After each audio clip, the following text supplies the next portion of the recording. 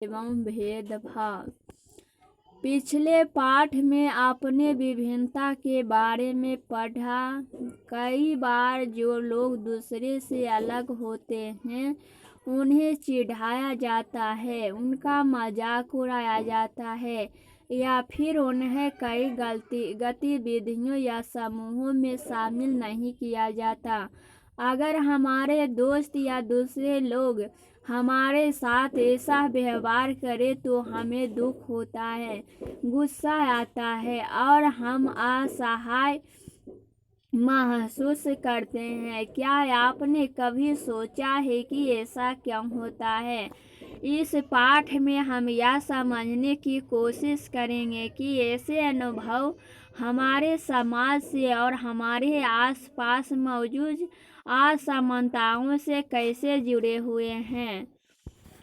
हम क्या हैं और हम कैसे हैं यह कई चीज़ों पर निर्भर करता है।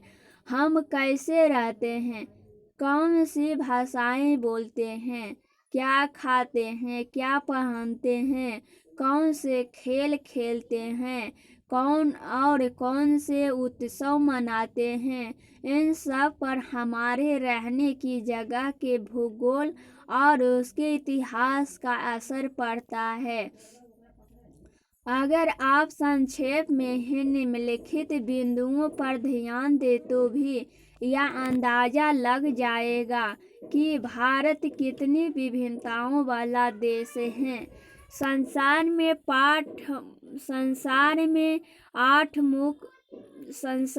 8 मुख्य धर्म हैं।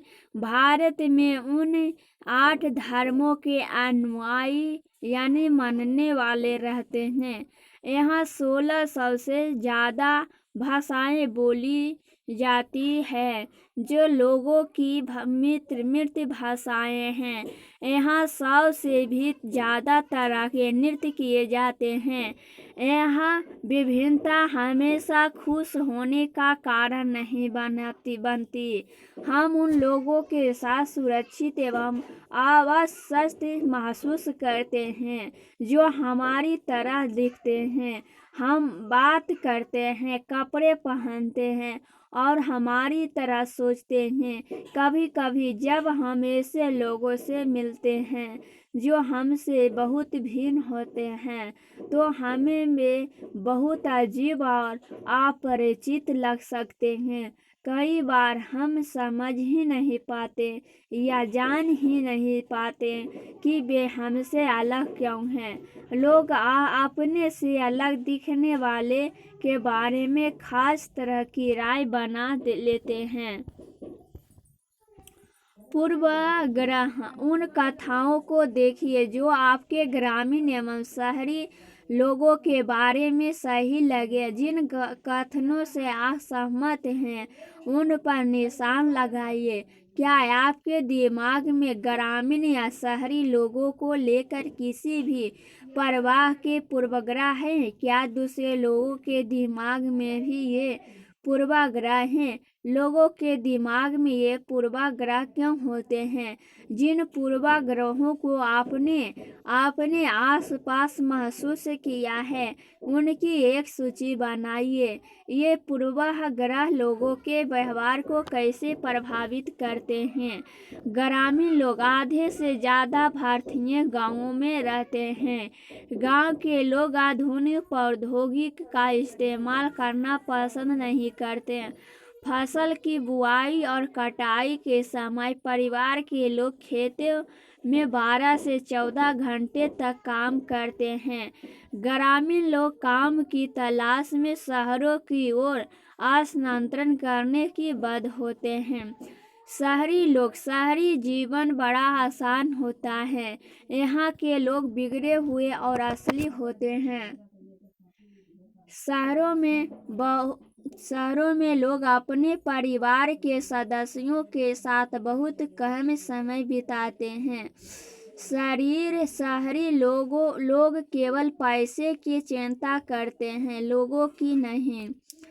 शहरों में रहना बहुत महंगा पड़ता है। लोगों की कमाई का एक बहुत बड़ा हिस्सा किराए और आने जाने में खर्च हो जाता है।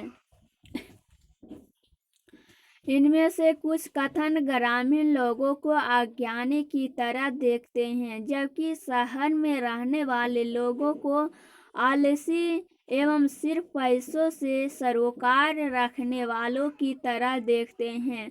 जब हम किसी के बारे में पहले से कोई राय बना लेते हैं और उसे हम अपने दिमाग में बिठा लेते हैं, तो वह पूर्वाग्रह का रूप ले लेती है। ज्यादातर यह राय नकारात्मक होती है, जैसे कि कथनों में दिया गया है। लोगों को आलसी या कंजूस मानना भी पूर्वाग्रह है। जब हम यह सोचने लगते हैं कि किसी काम को करने का कोई एक तरीका ही सबसे अच्छा और सही है, तो हम अक्सर दूसरे की इज्जत नहीं कर पाते हैं जो उसी काम को दूसरी तरह से करना पसंद करते हैं। उदाहरण के लिए, अगर हम सोचें कि अंग्रेजी सबसे अच्छी भाषा है और दूसरी भाषाएं महत्वपूर्ण नहीं हैं, तो हम अन्य भाषाओं को बहुत नकारात्मक रूप से देखेंगे। परिणाम स्वरूप हम उन लोगों की शायद इज्जत नहीं कर पाएंगे जो अंग्रेजी के अलावा अन्य भाषाएं बोलते हैं। हम कई चीज़ों के बारे में पूर्वाग्रही हो सकते हैं। लोगों के धार्मिक विश्वास, उनकी चमड़ी का रंग, जिस छेद से वे जाते हैं, जिस तरह से वे बोलते हैं, जैसे कपड़े में पहनते हैं इत्यादि। अक्सर दूसरे के बारे में बनाए गए हमारे पूर्वाग्रह इतने पक्के होते हैं कि हम उनसे दोस्ती नहीं करना चाहते। इस वजह से कई बार हमारा व्यवहार ऐसा होता है कि हम उन्हें दुख पहुंचा देते हैं। लड़के और लड़की में भेदभाव। समाज में लड़के और लड़कियों में कई तरह से भेदभाव किया जाता है। हम सभी इस भेदभाव से परिचित हैं। एक लड़का या लड़की होने का अर्थ क्या होता है? आप में से कई लोग कहेंगे, हम लड़के या लड़की की तरह जन्म लेते हैं, या तो ऐसे ही होता है। इसमें सोचने वाली क्या बात है? आइए देखें कि क्या सच्चाई यही है। नीचे दिए गए कथनों की सूची में से तालिका को भरिए। अपने उत्तर के कारणों पर चर्चा कीजिए। वे बहुत ही सुशील हैं। उनका बात करने का तरीका बड़ा गर्म, सौम्य और मधुर है। वे शारीरिक रूप से बलिष्ठ हैं। वे शरारती हैं। वे नृत्य करने और चित्रकारी में निपुण हैं। वे रोते नहीं। वे उद्यमी हैं। वे खेल में निपुण हैं। वे खाना पकाने में निपुण हैं। वे भावुक हैं। लड़का लड़की 1 2 3 4 5 1 2 3। लोग तरह तरह की बातें करते हैं। मैं लड़ता हूँ, मेरी बोलती लड़खड़ाती है। इसके अलावा और भी बहुत कुछ। कभी मैं उदास हो पाता हूँ तो कभी दुखी। लोग मेरा मजाक उड़ाते हैं। यह नई बात नहीं। अंदर तुम मेरी वजह होते तो क्या करते? तुम दूसरे से कितनी अलग दिखती हो। मैं एक इंसान हूँ। मुझे शर्म आती है।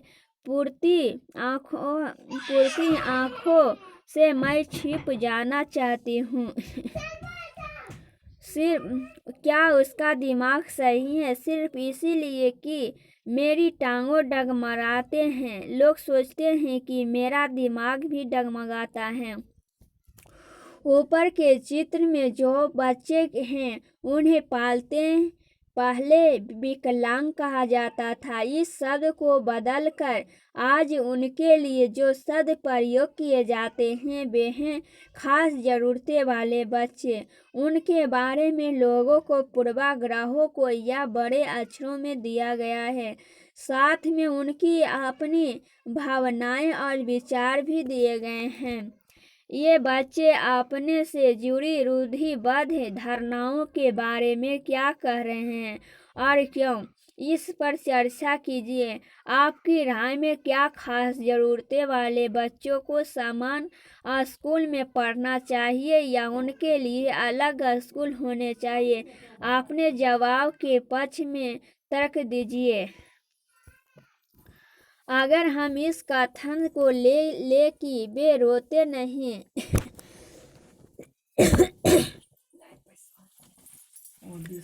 नहीं तो आप देखेंगे कि यह गुण आमतौर पर लड़कों या पुरुषों के साथ जोड़ा जाता है। बचपन में जब लड़के को गिर जाने पर चोट लग जाती है तो माता पिता एक परिवार के अन्य सदस्य अक्सर यह कहकर चुप कराते हैं कि रो मत, तुम तो लड़के हो, लड़के बहादुर होते हैं, रोते नहीं। जैसे जैसे बच्चे बड़े होते जाते हैं वे यह विश्वास करने लगते हैं कि लड़के रोते नहीं। यहाँ तक कि अगर किसी लड़के को रोना आए भी तो वह अपने आप को रोक लेता है। लड़का यह मानता है कि रोना कमजोरी की निशानी है। हालांकि लड़कों और लड़कियों दोनों का कभी कभी रोने का मन करता है, खासकर जब उन्हें गुस्सा आए या दर्द हो। लेकिन बड़े होने तक लड़के सीख जाते हैं या अपने को सिखा लेते हैं कि रोना नहीं है। अगर एक बड़ा लड़का रोए तो उसे लगता है कि दूसरे उसे चिढ़ाएंगे या उसका मजाक बनाएंगे, इसलिए वह दूसरे के सामने रोने से अपने आप को रोक लेता है। हम लगातार यह सुनते रहते हैं कि लड़के ऐसे होते हैं और लड़कियां ऐसी होती है। समाज की इन मान्यताओं को हम बिना सोचे समझे मान लेते हैं। हम विश्वास कर लेते हैं कि हमारा व्यवहार इनके अनुसार ही होना चाहिए। हम सभी लड़के और लड़कियों को उसी छवि को अनुरूप देखना चाहते हैं। रूढ़िबद्ध धारणाएं बनाना। जब हम सभी लोगों के एक ही छवि में बांध देते हैं या उनके बारे में पक्की धारणा बना लेते हैं तो उसी रूढ़िबद्ध धारणा कहते हैं। कई बार हम किसी खास देश, धर्म, लिंग होने के कारण किसी को कंजूस, अपराधी या बेवकूफ़ ठहराते हैं। ऐसा दरअसल उनके बारे में मन में एक पक्की धारणा बना लेने के कारण होता है। हर देश, धर्म आदि में हम कंजूस, अपराधी, बेवकूफ़ लोग मिल ही जाते हैं, सिर्फ इसलिए कि कुछ लोग उस समूह में वैसे हैं। पूरे समूह के बारे में ऐसी राय बनाना वाजिब नहीं है। इस प्रकार की धारणाएं हमें प्रत्येक इंसान को एक अनोखे और अलग व्यक्ति की तरह देखने से रोक देती है। हम नहीं देख पाते कि उस व्यक्ति के अपने कुछ खास गुण और क्षमताएं हैं जो दूसरे से अलग हैं। रूढ़िबद्ध धारणाएं बड़ी संख्या में लोगों को एक ही प्रकार के खांचे में जड़ देती है। जैसे माना जाता था कि हवाई जहाज उड़ाने का काम लड़कियां नहीं कर सकती। इन धारणाओं वे कोमल एवं मृदु स्वभाव की हैं, वे बहुत ही सुशील हैं। ऐसे कथनों को लेकर उन पर चर्चा कीजिए कि ये कैसे केवल लड़कियों पर लागू किए जाते हैं। क्या लड़कियां में ये गुण जन्म से ही होते हैं या वे ऐसा व्यवहार समाज से सीखती है? आपकी उन लड़कियों के बारे में क्या राय है जो कोमल एवं मृदु स्वभाव की नहीं होती और शरारती होती है? इन धारणाओं का असर हम सब पर पड़ता है। कई बार ये धारणाएं हमें काम करने से रोकती है जिनको करने की काबिलियत शायद हमें हो। असमता एवं भेदभाव। भेदभाव तब होता है जब लोग पूर्वाग्रहों या रूढ़िबद्ध धारणाओं के आधार पर व्यवहार करते हैं। अगर आप लोगों को नीचा दिखाने के लिए कुछ करते हैं, अगर आप उन्हें कुछ गतिविधियों में भाग लेने से रोकते हैं, किसी खास नौकरी को करने से रोकते हैं या किसी मोहल्ले में रहने नहीं देते, एक ही कुएं या हैंडपंप से पानी नहीं लेने देते और दूसरे द्वारा इस्तेमाल किए जा रहे कप या गिलास में चाय नहीं पीने देते, तो इसका मतलब है कि आप उनके साथ भेदभाव कर रहे हैं। भेदभाव कई कारणों से हो सकता है। आप याद करें कि पिछले पाठ में समीर और समीर दो एक दूसरे से बहुत भिन्न थे। उदाहरण के लिए उनका धर्म अलग था। यह विभिन्नता का एक पहलू है, पर यह भेदभाव का कारण भी बन सकता है। ऐसा तब होता है जब लोग अपने से भिन्न प्रथाओं और रिवाजों को निम्न कोटि का मानते हैं। दोनों समीरों में एक और अंतर उनकी आर्थिक पृष्ठभूमि का था। समीर दो गरीब कुछ मुसलमान के बारे में यह आम रूढ़िबद्ध धारणा है कि वे लड़कियों को पढ़ने में रुचि नहीं लेते, इसलिए उन्हें स्कूल नहीं भेजते, जबकि अध्याय यह दिखा रहा है कि मुसलमानों की गरीबी इसका एक महत्वपूर्ण कारण है। गरीबी की वजह से ही वे लड़कियों को स्कूल नहीं भेज पाते या स्कूल से जल्दी निकाल लेते हैं। जहाँ पर भी गरीबों तक शिक्षा पहुँचाने का प्रयास किए गए हैं, वहाँ मुस्लिम समुदाय के लोगों ने अपनी लड़कियों को स्कूल भेजने में रुचि दिखाई है। उदाहरण के तौर पर केरल में स्कूल प्रायः घर के पास है।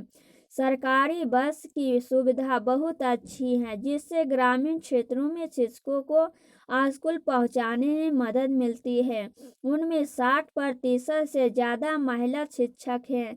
इन सभी कारकों ने बहुत सारे गरीब परिवार के बच्चों को स्कूल जाने में मदद की है, जिनमें मुसलमान लड़कियां भी शामिल हैं।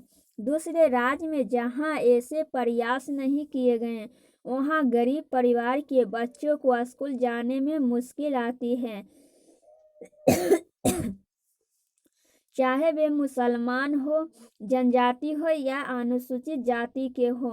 जाहिर है कि मुसलमान लड़कियों की स्कूल से गैर हाजिरी का कारण धर्म नहीं, गरीबी है।